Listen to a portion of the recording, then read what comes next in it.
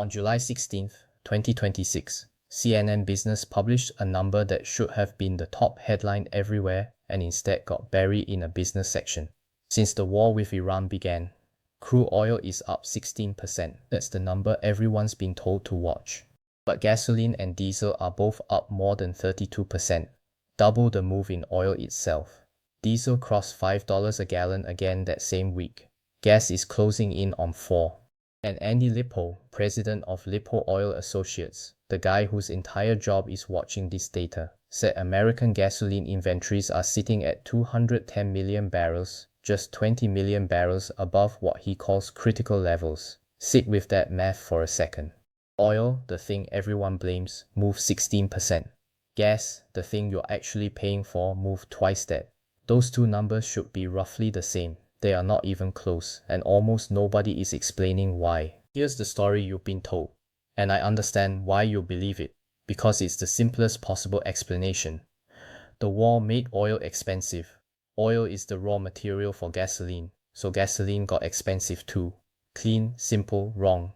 Because if that were the whole story, gas would be up around 16%, not 32%. Something else is happening underneath that number. And I want to give you 3 facts that on their own look unrelated, but together explain exactly where your extra money is actually going. 1.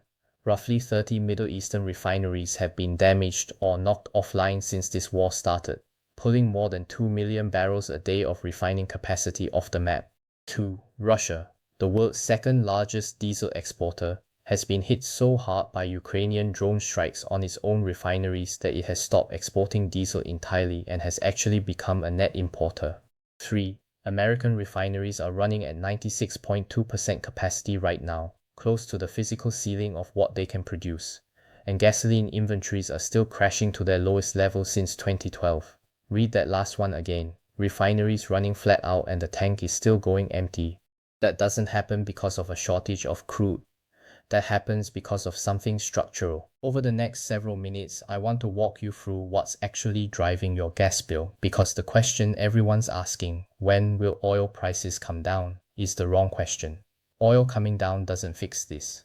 The real question is whether the physical machinery that turns crude oil into the gasoline in your tank has been broken in a way that a ceasefire can't repair, and whether some of that gasoline is being sent overseas before it ever reaches an American pump. Let's start with what I'm calling the refining bottleneck, because this is the single most important thing people get wrong about how oil markets work. Crude oil is not gasoline. It has to be physically refined, cracked, distilled, processed through units that took years to build and can't be expanded on short notice. A refinery isn't a faucet you turn up when prices rise. It runs at whatever its physical capacity allows, full stop. Bipartisan Policy Center analysts have made exactly this point about the current crisis. Refining capacity is fixed in a way crude production simply isn't. So when you knock 2 million barrels a day of refining capacity offline, like the roughly 30 Middle Eastern refineries that have been damaged or destroyed since this war began, you don't just lose oil. You lose the specific machinery that turns oil into the fuel people actually burn. And you cannot rebuild a refinery in a month. Some of these facilities take years to reconstruct even under normal conditions, let alone in an active war zone. Look at Hurricane Katrina back in 2005, a single storm that knocked out a cluster of Gulf Coast refineries with no war, no ongoing sabotage, just storm damage and full access for repair crews from day one. And it still took the better part of a year before Gulf Coast refining capacity was fully back online, with elevated gas prices lingering across the country the entire time. That's the recovery timeline under close to ideal conditions. Now picture rebuilding a refinery inside an active war zone where the same facility that just got repaired can get hit again next month. Crude supply can bounce back relatively fast once shipping routes reopen. A tanker can simply sail a different way next week. Refining capacity does not bounce back on that kind of schedule. That asymmetry right there is the first reason your gas bill and the oil price on the news stop moving together. Now let's talk about the piece almost nobody in mainstream American coverage is connecting to this war at all, what I'm calling the diesel drain. Russia is, or rather was, the second largest diesel exporter on the planet. Ukraine has spent the last several years hitting Russian refineries with long-range drones, And the cumulative damage has now gotten so severe that Russia has essentially stopped exporting diesel and has flipped into a net importer. Think about the scale of that for a second. Before all of this, Russia was exporting well over 500,000 barrels of diesel a day to markets across Europe, Africa, and Asia, a flow large enough that entire national economies had quietly built their fuel planning around it being there. One of the 2 or 3 largest diesel suppliers in the entire global market simply stopped supplying. That gap doesn't disappear. It gets filled by every other diesel-producing country in the world bidding against each other. And American refiners, sitting on some of the most efficient diesel-producing capacity anywhere, are exactly the suppliers the rest of the world turns to. And diesel isn't just what goes into pickup trucks. It's the fuel that moves nearly every long-haul freight truck and cargo ship on the planet. Which means a diesel shortage doesn't just hit people who drive diesel vehicles. It quietly raises the shipping cost baked into practically everything you buy, from groceries to furniture to the parts that go into your car. Which brings us to the part of this that should genuinely make you angry once you understand it. The third piece, and I think this is the one that changes how you should feel about all of this, is what I'm calling the export leak. American refineries are running at 96.2% of total capacity, near the physical limit of what they can produce, processing some of the largest volumes of crude they've processed since 2019. By every normal logic, that should mean plenty of gasoline for American drivers. Instead, gasoline inventories have fallen to their lowest level for this time of year since 2012, more than 42 million barrels lower than they were back in February when this war started, and roughly 40 million barrels below the 5-year seasonal average. How does that happen while refineries are running flat out? Because a record amount of the fuel coming out of American refineries is being shipped overseas, jet fuel to Europe, diesel to Asia and to Australia. Refiners are choosing to weight their output toward the products earning the highest margins in the global shortage, and a lot of that output is leaving the country entirely. And I want to be precise about why, because this isn't a conspiracy, it's just an incentive. With Russian diesel gone and Middle Eastern refining capacity down millions of barrels, buyers in Europe and Asia are willing to pay more for American diesel and jet fuel than domestic distributors are willing to pay for American gasoline. So a publicly traded refiner chasing quarterly profit is going to lean into the product that pays better every single time, regardless of what that does to the gas station down the street from its own facility. You are not just competing with other American drivers for a limited supply of gasoline. You are competing with buyers in Rotterdam and Tokyo and Sydney for fuel that came out of a refinery that might be a few hundred miles from your house. And there's a fourth layer sitting underneath all of this that determines how the fuel even gets from the Gulf to a refinery or port in the first place. The shipping insurance math around the Strait of Hormuz. Since this war started, tankers transiting Hormuz have had to carry war risk insurance premiums running somewhere around 5 to 10% of a ship's entire hull value, on top of standard rates, for every single voyage through those waters. At the worst point back in March, those premiums briefly spiked to around 2.5% of a ship's hull value for just a single 7-day period in the Persian Gulf. An extraordinary number when you consider that's being charged again and again for every week a vessel spends in the region. Rates eased somewhat after that peak, but they never went back to anything resembling pre-war pricing. Now here's the detail that most coverage completely misses. That cost does not hit every kind of tanker equally. S&P Global's own shipping analyst found that these insurance costs deter clean product tankers, the ships carrying gasoline, diesel, and jet fuel, far more than they deter crude carriers because product tankers are smaller and the added insurance cost is much harder to absorb per barrel shipped. The result? Refined product flows out of the Persian Gulf collapsed by roughly 76%, from about 4.1 million barrels a day in 2025 down to around 1 million barrels a day by May of 2026. Crude still moves through Hormuz in meaningfully larger volumes than refined fuel does right now because insurance economics are actively strangling the finished product more than the raw material. The oil is still there. Getting it to you in a usable form is what broke. Now, I want to steelman the case that this is all temporary and I'm making too much of it. The strongest version of that argument goes like this.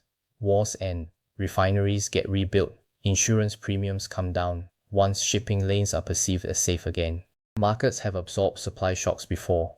the 1973 oil embargo, the aftermath of hurricanes hitting Gulf Coast refineries, and prices always eventually normalize. Even the 1973 crisis, which quadrupled oil prices in a matter of months and produced the iconic images of American gas lines stretching around city blocks, eventually resolved once the embargo itself ended and markets adjusted. This is a spike, not a permanent structural change. And if you just wait it out, the system corrects itself. That's a fair argument, and it has real historical precedent behind it. But here is what it can't explain. Refining capacity doesn't recover on the same timeline as a ceasefire. You can sign a peace agreement in an afternoon. You cannot rebuild a bombed refinery in an afternoon. Some of these projects take years even without an active conflict slowing down construction crews and supply chains. And Russia's diesel exports aren't coming back just because Iran and the United States stopped shooting at each other. That damage came from a completely separate war that shows no sign of ending on the same timeline. The export leak isn't even a war casualty at all. It's a business decision refiners are making every single week based on where margins are highest, and nothing about a ceasefire changes that incentive. Three of these four mechanisms will keep grinding on your gas bill long after the headlines about Iran move on to something else. So let's pull this together.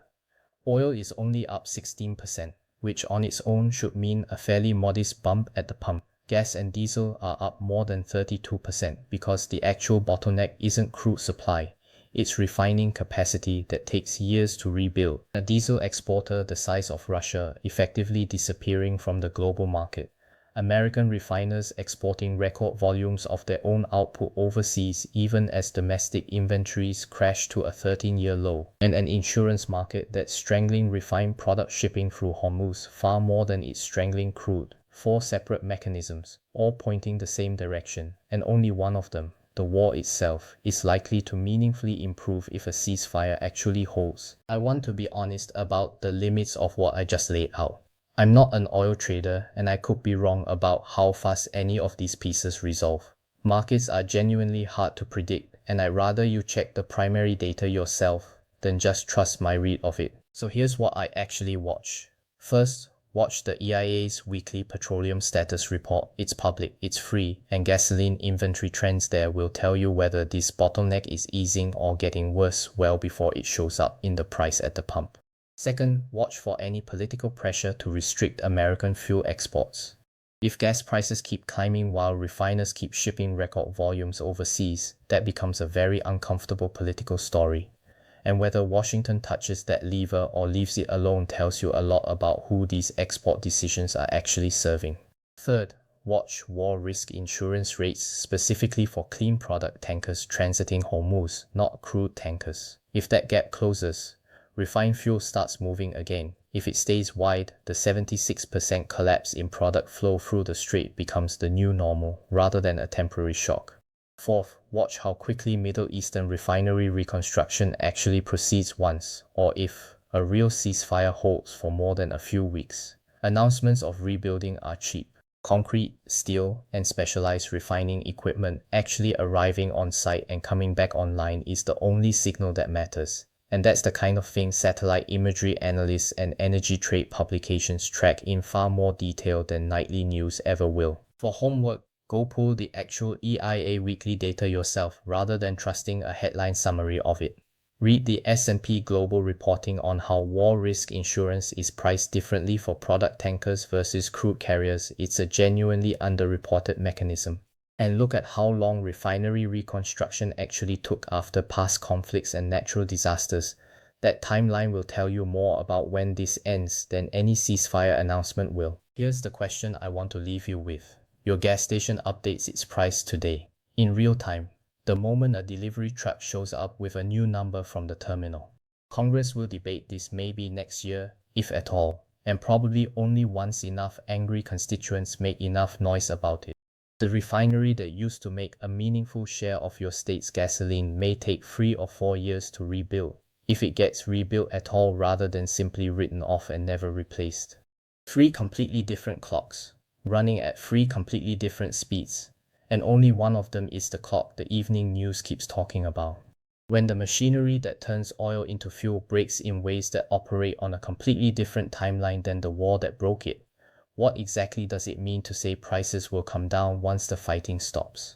Think about that. I'll see you in the next video.